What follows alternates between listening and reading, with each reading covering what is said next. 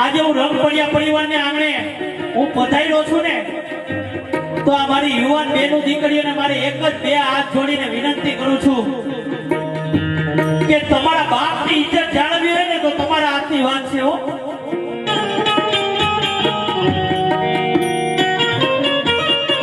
તમારા બાપને લાખનો કરવો કે કોડીનો કરવો નહીં બેનું તમારા હાથની વાત છે.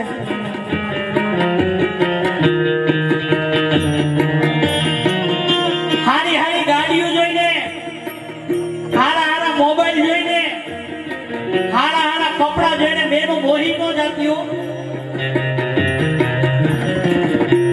કારણ કે આ દુનિયામાં 90% આઈટમ છે ને બગસરાની રખડે છે.